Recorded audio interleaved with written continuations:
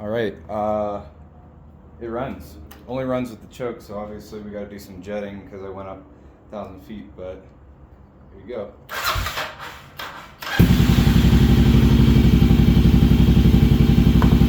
It's healthy.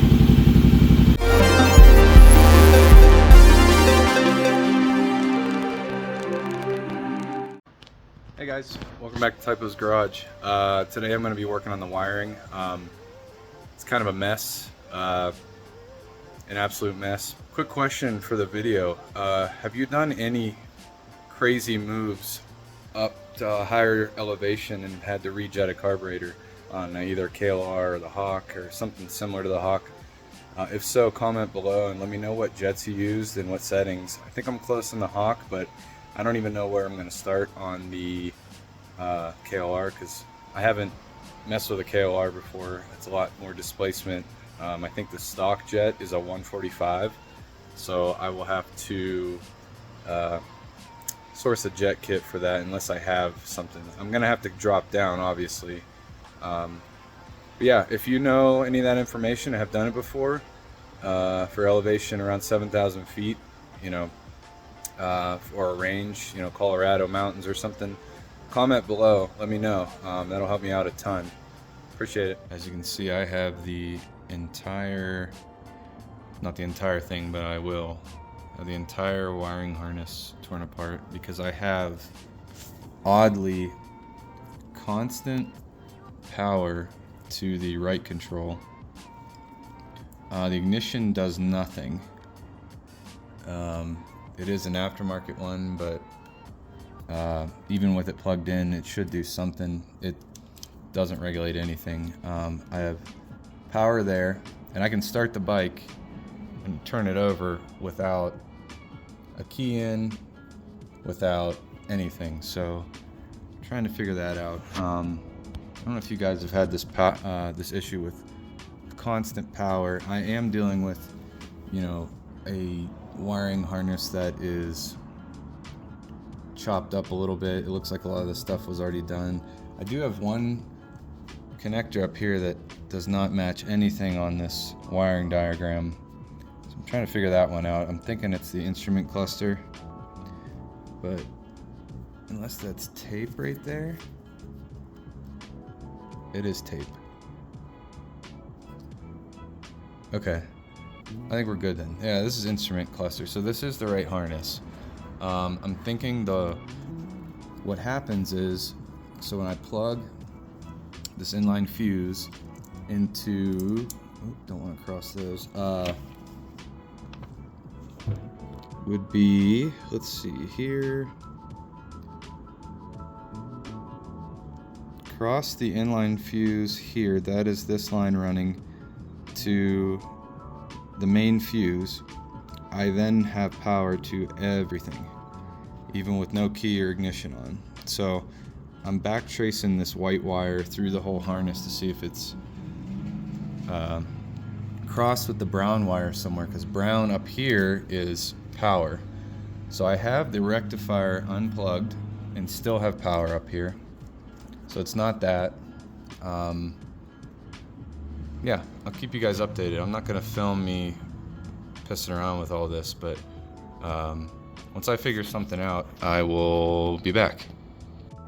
All right, after taking everything off of here, I sat back and really studied the sheet, and I realized that it had to be coming from somewhere up here, because with the white wire plugged in here runs all the way up here it runs to the rectifier, which I have unplugged. So the next connection was up at the ignition. So I pulled it off. Where the hell did it go? So you see how this has this connector on it? I don't know what it is. I've never seen anything like this, but inside here is like a metal clamp. Let me find it. All right, so imagine this clip. For some reason, so it closes and then it clamps down. So what it did to these wires, it was crossing the brown and the white, and that's how I was getting the constant power. So now the key, this is gonna be hard to show you, but before I will touch, I don't know how the hell I'm gonna do this, but basically I'm getting over 12 volts to the right control, which is the starter switch. It was all the time. Well, now it only works when I turn the key. So I think we're good. I'm gonna try to fire it up.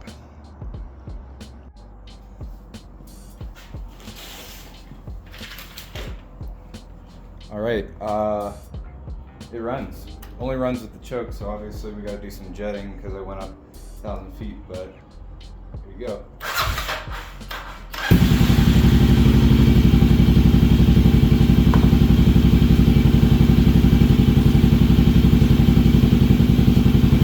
It's healthy.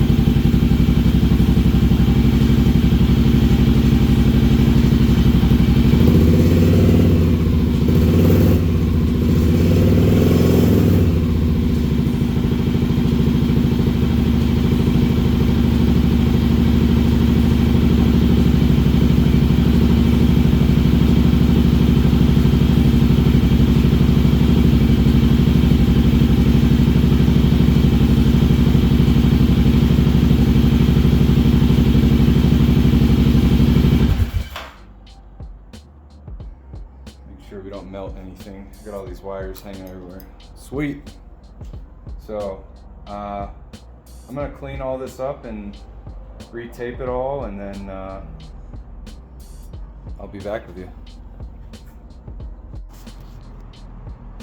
All right, so I got everything buttoned up here. You can see the wiring harness is all re-taped and put back together. I do have one spot on here I got a wire, and then a couple small little things in here.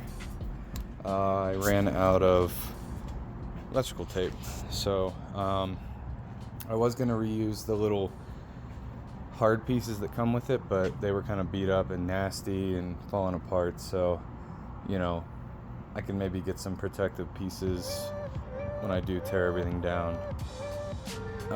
So before we do anything, I'm waiting on the engine mounts. So there's one there, there's one there. They don't have the bolts, and I was looking through all my bolts and I can't really tell which one is which, so I don't want to put the wrong ones in there. So I ordered one that came with the bolts for both, and we'll be able to put the crash guards on, and then the panniers also. But I also got an airbox coming and an inner fender here. It'll clean this all up real good. I do need to find out how I'm gonna mount the brake, because there is another section here underneath there, but there's only one on eBay right now and it's cut, so I'm gonna wait to see if one pops up there. If not, we'll just rig something up.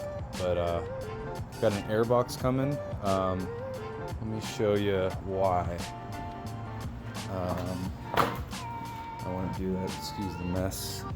But if you look at the bottom of this airbox, the exhaust pipe was too close and it melted it, so that's going to really throw off the air. So instead of trying to fix this, you know, I just got another one coming. I did paint the, not paint, but plasti dip the two tank, what do you call them, plastics, and then the tank, so that'll look good with the other white. I did also poorly cover the seat. It'll do for now, but that brown should look pretty good with the white and the white tank. I think what else? I also got fork gaiters coming, and the tank mounts, the tank pad, and I think that's it. So now that I know the bike will run, you know, with the regular wiring harness, I feel a lot better. I spent probably 12 hours digging into it, tearing it apart, trying to find the video. The beginning of this video was only a small portion of what I went through, plugging in stuff. Originally I had to go through the whole thing to find every clip, every little loose wire, figure out what is what. But I got a pretty good understanding of the wiring system in this now. I do need to get a 10 amp inline fuse for that. That's for the headlight. And I need a spring for the brake, and then to wire this up.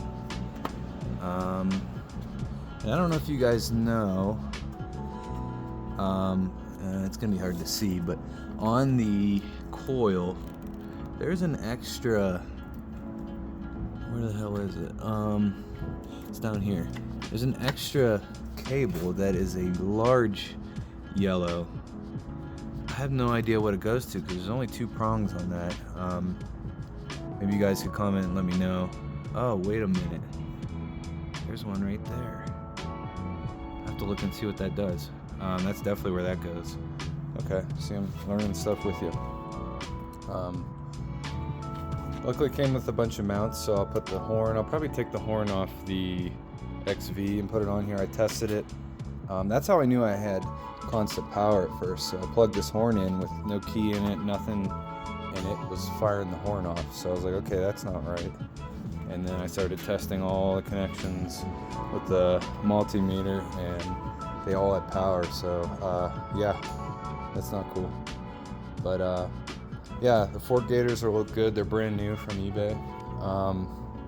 I do need to figure out a headlight setup and some kind of shield. I mean, they make like a dirt bike shield on Amazon. I'm not going to go real expensive because I am going to tear everything down probably this winter and hopefully find the whole front bezel with the headlight. I have the headlight stay already, which is nice, so I don't have to buy that. I do have to weld this exhaust to put the springs on, because right now it just kind of hanging here. I don't have this tightened, but I do have an exhaust clamp to put on there. I have another exhaust that I may put on because it looks like this bolt is sheared off in here, so I could possibly paint this and put it on the new pipe, and it'll actually look pretty good. So debating on that. So the other thing is, once we get it running, we got to figure out the cooling. So I may end up purchasing a small temperature gauge and figure out where in this harness,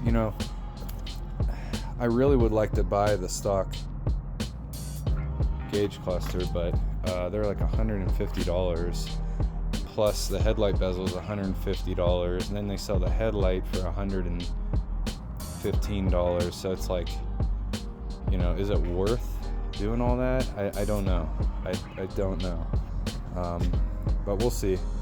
They do make a full plastics kit that's in black that I may end up getting. It's only about $200, which is, one side cover here on eBay is $100, which is ridiculous. I know I've sold some stuff on eBay, but my buddy Alex. But yeah, so that's where we're at. Everything's looking pretty good, and it's running, so that's a huge plus. So yeah, hopefully these look good on there. It's going to be a different white than that, but I figure that white is faded, so it might actually fit. So we will see what happens. Appreciate you guys watching. If you're not subscribed, hit the button down in the bottom right, so you can keep watching videos on this KLR and eventually that bike again, and then the Chonda. I'm still kicking around the idea of getting stickers made, but not totally sure where to go for that, but that may be in the future. But that bike is going to go on pause because I can't get the title until November, so I don't want to get it and then have it sitting here. So started cutting up the seat a little bit to try to get it fit better because it's such a big seat, but I think we're ending up going with a different one, but that's down the road. So Alright guys, well thanks for watching, and hope you're enjoying the videos on this bike, and hope to ride it soon. Hopefully maybe by, you know, this weekend, you know, when I get the parts in, and we can maybe take it up the road. And weather's finally broken, so I can go out on rides. And it is a little smoky, it doesn't look like it, but they're doing some prescribed burns right now, so yeah. Alright guys, until next time, peace.